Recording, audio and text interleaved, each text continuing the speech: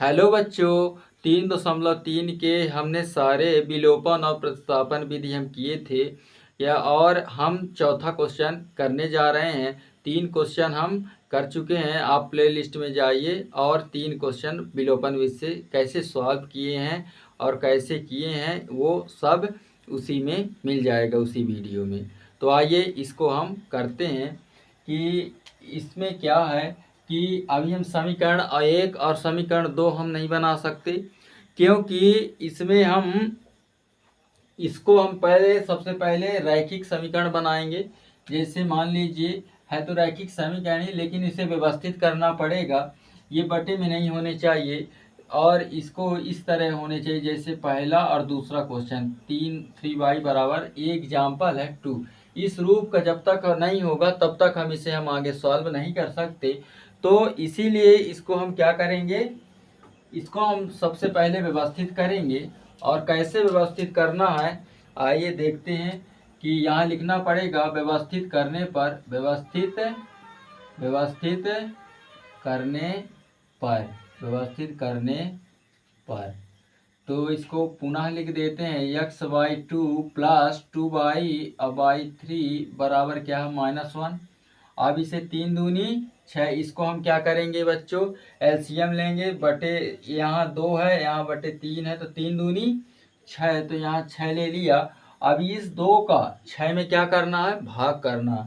2 तिहाई 6, तो 3x हो जाएगा। या तो ऐसा भी कर सकते हैं कि 2 तिहाई 6, जब कभी भी बटे के नीचे विषम विषम संख्याएं होती, सम और विषम या विषम विषम संख्याएं होती हैं, तो इसका मल्टीप्लाई करने पर एलसीएम वही आता है। जैसे मान लीजिए ये सम है, ये विषम है, तो 3 दूनी 6, इसका गुणा कर दिए 6 आ गया। अब क्या करेंगे, 3x 3x गुणा कर देंगे तो वही आएगा। और 2 दूनी 4 y बराबर क्या है -1। अब 3x प्लस 4y, 6 एक कम 6, तो यहाँ आ गया -6। तो ये हमारा क्या हो गया, समीकरण 1। इसको हम सॉल्व करते हैं विलोपन विधि से, विलोपन विधि से। और बाकी हमने प्रतिस्थापन विधि से भी आप करेंगे, और बाकी 3 क्वेश्चन हम कर चुके हैं प्रतिस्थापन विधि से, तो इसको भी प्रतिस्थापन विधि से करना है।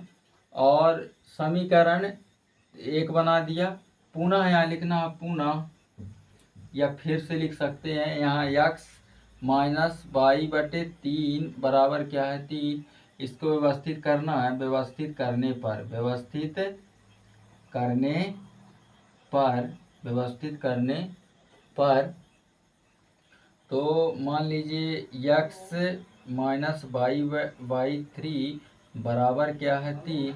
x मान लीजिए बटे 1 का 3 एक कम 3x हो गया, और माइनस y एक कम y बराबर क्या होता है 3। तो यहाँ क्या करेंगे, 3x माइनस y बराबर 3 त्रिकैया 9, ये होता है आपका समीकरण 2। तो समीकरण 1 और समीकरण हमारा 2 बन चुका है। अब इसे हम इसे चाहे प्रतिस्थापन विधि कर दें चाहे विलोपन विधि, आंसर सेम आएगा। तो हम विलोपन विधि करते हैं। तो यहाँ क्या करेंगे, विलोपन विधि का नियम क्या है कि ये समीकरण 3, समीकरण 1 और समीकरण 2 में एक चर को बराबर करना है। जैसे यहाँ 3x है, यहाँ 3x है, मतलब कि इत्तेफाक से ये बराबर है। तो इसको हम चाहे लिखें या तो ना लिखें, या तो लिखना पड़ेगा। यहाँ बराबर है तो हम बराबर लिख सकते हैं, इसको इस तरह लिख सकते हैं समीकरण। या तो यदि बराबर ना होता तो क्या लिखते, समीकरण 1 में 3 का और समीकरण 2 में 3 का गुणा करने पर आगे वाला। या तो हम ऐसा x का नहीं लेंगे तो हम किसका ले सकते हैं, y का ले सकते हैं। यानी समीकरण 1 में किसका लेंगे 1 का, समीकरण 2 में किसका लेंगे 4 का गुणा करने पर। ठीक है। अब इसको हम, या इसमें क्या है बराबर है 3x, तो हम आगे क्या करेंगे, वो समीकरण 1 और समीकरण डायरेक्ट कर देते हैं। उस तरह हम नहीं लिखेंगे समीकरण 1 व समीकरण 2 से। तो यहाँ लिखेंगे कि समीकरण 1 व समीकरण 2 से, समीकरण 1 व समीकरण 2 से समीकरण 1 हमारा है 3x प्लस 4y बराबर -6, 3x माइनस y बराबर क्या है 9। ये प्लस है तो माइनस, माइनस है तो प्लस, प्लस है तो माइनस, जस्ट अपोजिट लिखते हैं। यहाँ प्लस है तो माइनस, यहाँ माइनस है तो प्लस, प्लस है तो माइनस, ये हमारा खत्म होता है। धन ऋण ऋण, क्यों? क्योंकि इसके आगे यदि प्लस है और इसके आगे प्लस है तो इसके जस्ट विपरीत माना माइनस। अब यहाँ धन ऋण विपरीत है, इसके आगे क्या प्लस है, इसके आगे माइनस है, तो प्लस माइनस क्या होता है माइनस, तो 3x में से 3x क्या होता है कैंसिल। और फिर इसमें आते हैं तो यहाँ प्लस है और इसकी नया हमने क्या मान लिया प्लस, तो यहाँ 4 और 1 क्या होता है 5y, क्या होता है 5y। तो यहाँ 5y बड़ी संख्या के आगे प्लस है तो हमने क्या लिखा प्लस, ऑलरेडी प्लस लिखा नहीं जाता है कभी भी, और जब ज़रूरत पड़ती है तो लिख लेते हैं, बाकी अभी तो नहीं है। और यहाँ क्या करेंगे, इसके आगे भी माइनस है, इसके आगे भी माइनस है, तो माइनस माइनस क्या होता है प्लस होता है, जुड़ेगा 9 6 कितना होता है 15, तो बड़ी संख्या के आगे माइनस है तो क्या हो जाएगा माइनस। तो यहाँ क्या है कि y बराबर क्या हो जाएगा -15।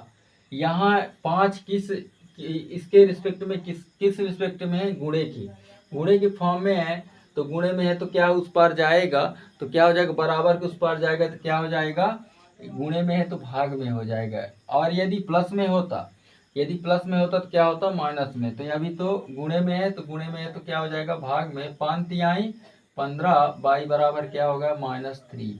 एक ये आंसर हो गया। इस y का जो मान आया -3, y का मान समीकरण 1 में रखने पर, समीकरण 1 क्या है 3x और प्लस 4, अब y की जगह में क्या लिख देंगे हम -3 लिख देंगे, -3 और बराबर क्या लिखेंगे -6, तो 3x और प्लस 4 तिहाई 12। अब ध्यान दीजिएगा ये माइनस इसका पर्सनल था, 3 में कोष्टक के अंदर था, तो ये हम माइनस इग्नोर नहीं करेंगे, यानी माइनस यहाँ आएगा और फिर इसे कोष्टक में रखेंगे। अब बराबर क्या आएगा -6।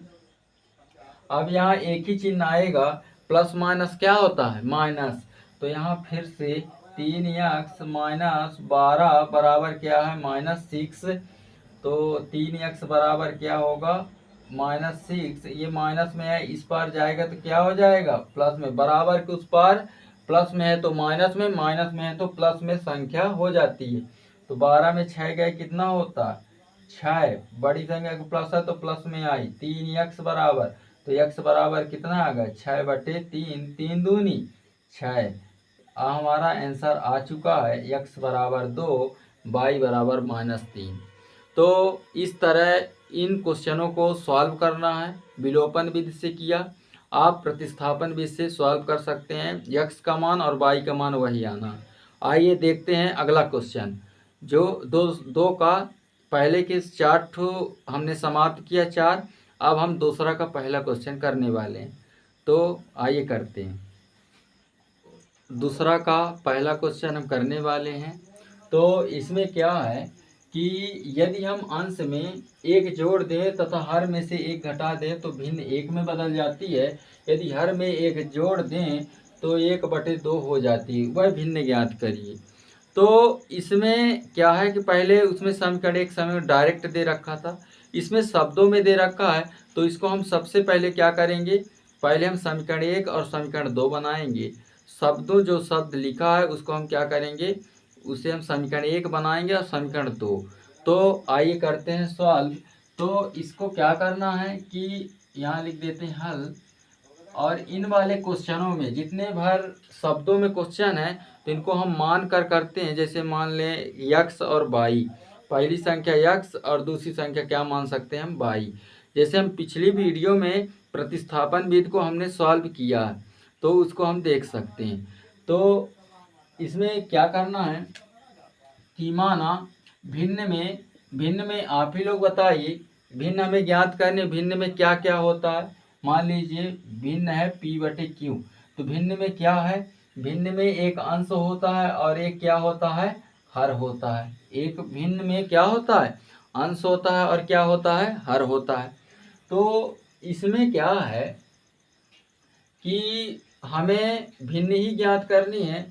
तो सबसे पहले क्या करेंगे, अंश में एक जोड़ देंगे और हर में एक घटा देंगे, तो वही तो भिन्न है। और तो भिन्न एक में बदल जाती है। तो हमें क्या करना है कि पहले भी अंश को क्या मानेंगे, अंश और हर ही तो है।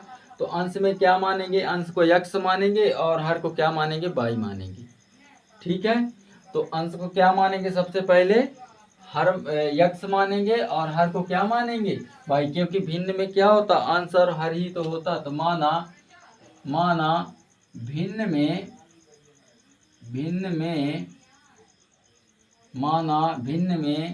अंश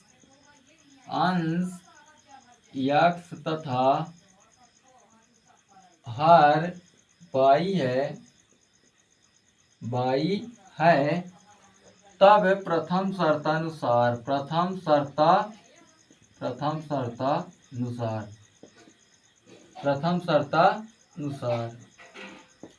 शर्तानुसार क्या है कि यदि हम अंश में एक जोड़ दें, पहले हम क्या लिखेंगे, x माना और y माना, और बोला है एक जोड़ दें। यदि अंश में, अंश क्या है हमारा, ऊपर वाला अंश एक जोड़ दें और हर में एक घटा दें, हर ये है, एक घटा दिया तो भिन्न किस में बदल जाती, एक में बदल जाती है।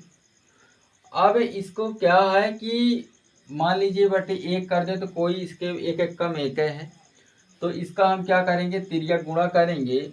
तो यहाँ x + 1 बराबर y - 1।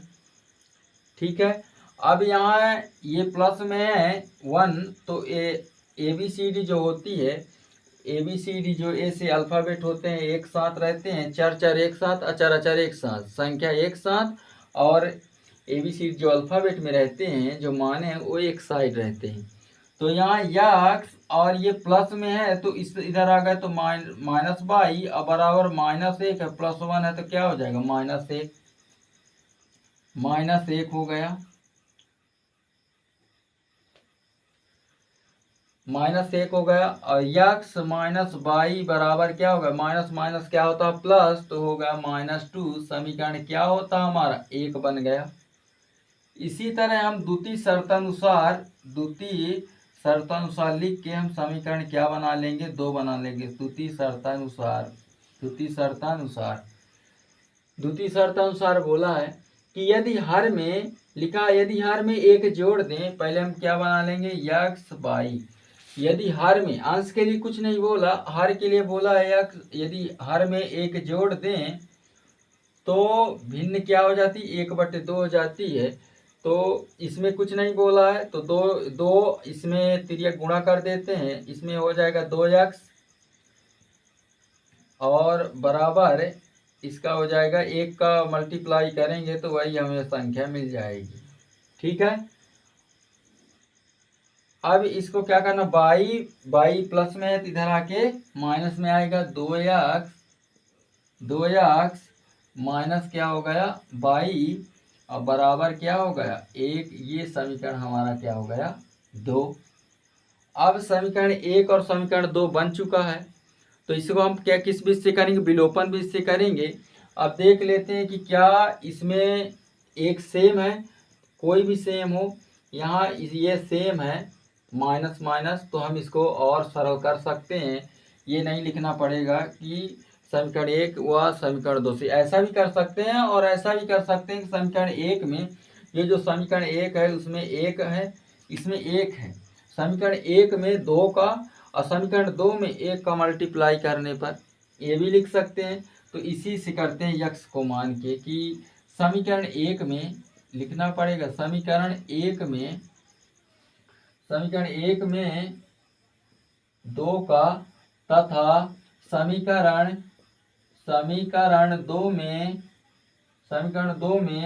1 का गुणा करने पर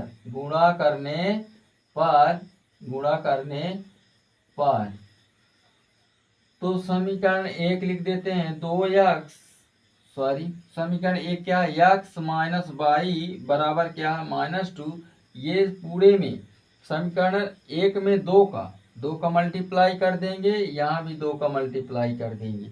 समीकरण 2 भी लिख लेते हैं। 2x माइनस वाई बराबर क्या है 1 है, तो क्या है 1 का यहाँ भी और 1 का यहाँ भी, तो 2x 2y बराबर क्या है माइनस 2 दूनी 4। 1 का करेंगे तो 2x माइनस वाई बराबर क्या है 1 1 कम 1। ये प्लस में है तो माइनस में, माइनस में है तो प्लस में, प्लस में है तो माइनस में। ये तो खत्म हुआ। प्लस और माइनस क्या होता है, माइनस ही होता है। ये कैंसिल माना जाता है। ये जो नया बनाए हैं प्लस प्लस माइनस माइनस होता है, तो 2 में 1 बाई गए, क्या बचता है 1 बाई। अब बड़ी संख्या के आगे माइनस है तो माइनस तो आएगा ही। बराबर क्या है, ऋण ऋण क्या होता है, माइनस माइनस क्या होता है प्लस होता है, तो 4 1 क्या होता है 5, तो यानी -5। और माइनस माइनस क्या होता है प्लस, तो बाई का मान क्या आ गया हमारे पास 5 आ गया बच्चों। अब ये जो बाई का मान आया है समीकरण 1 में रखें या तो 2 में, समीकरण 1 में रखें या 2 में, हमें x का मान मिल जाएगा। तो आइए करते हैं।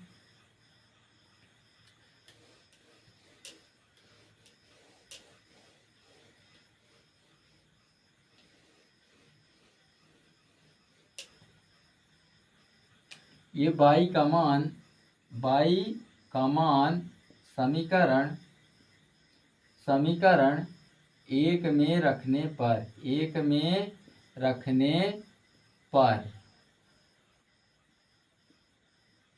1 में रखने पर समीकरण 1 क्या है, x माइनस वाई बराबर क्या है -2, x माइनस वाई का मान क्या है 5 है, तो 5 बराबर -2, x बराबर क्या हुआ बच्चों -2। ये माइनस में इसी तरह के क्या हो जाएगा प्लस में, तो अलग अलग चिन्ह घटता है हमेशा। तो 5 में 2 गए, कितना बचेगा 3, तो x का मान कितना आ गया बच्चों 3, और y का मान कितना आ गया 5। तो अब हम इसको आगे कल करेंगे। तो दूसरा क्वेश्चन हम कल करेंगे। तब तक के लिए थैंक यू क्लास।